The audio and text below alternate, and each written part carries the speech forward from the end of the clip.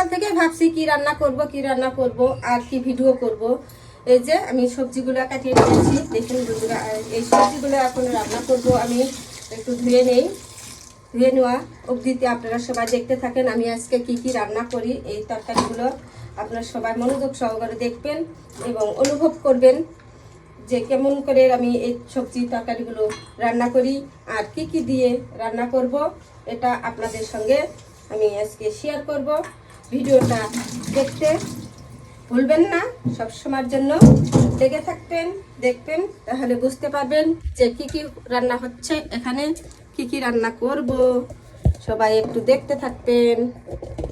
এই যে চলে আসলাম সেই রান্নার কাজে, কি বলেন বন্ধুরা? কেন আপনারা সবাই আপনাদের সঙ্গে আছি আমি। কড়াইটা তুলে দিয়েছি, এখন তেল দিয়ে দেব।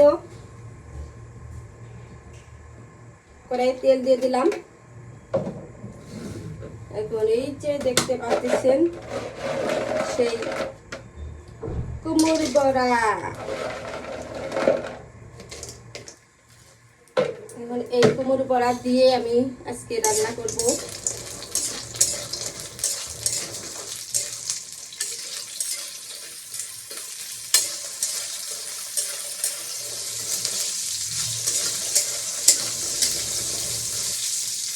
বড়াটা ভেজে নিতে হবে অনেক সুন্দর করে, মাছ যেমন করে ভাজে ওইরকম করে লাল লাল করে ভেজে নিব।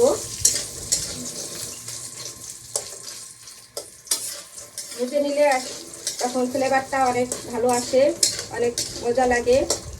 আর যদি ভাজে না নেন, অমনি কাঁচাই যদি দেন তাহলে কিন্তু ফ্লেভারটা ভালো লাগবে না এবং খাইতেও ভালো লাগবে না, টেস্টও আসবে না। তাই বড়াটা সুন্দরভাবে আপনাকে লাল লাল করে ভেজে নিতে হবে। ভেজে নেওয়া অবধি আপনারা সবাই দেখতে থাকবেন। আপনাদের মাঝে আমি রয়েছি, এই দেখেন।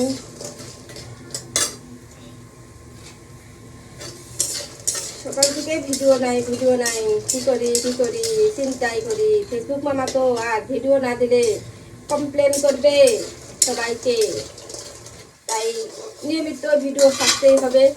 তাই আজকে এই যে ভেজে নেওয়া আমার প্রায় শেষ হয়ে গেছে।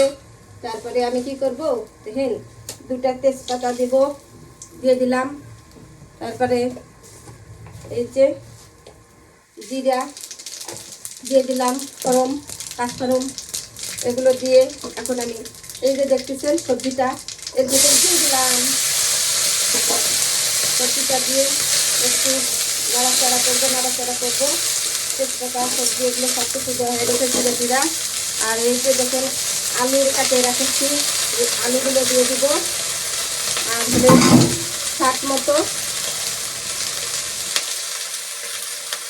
হলুদ দিয়ে দিব। তারপরে স্বাদ মতো লবণ দিয়ে দিব।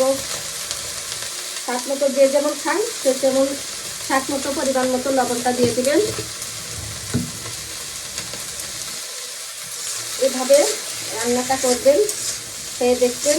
তারপরে যখন তরকারিটা আমার কষানো হয়ে যাবে, ভাজা হয়ে যাবে, তখন আমি এই যে বন্ধুরা দেখো জিরা বাটা, আদা বাটা এগুলো রেখে দিয়েছি, এগুলো দিয়ে দেবো।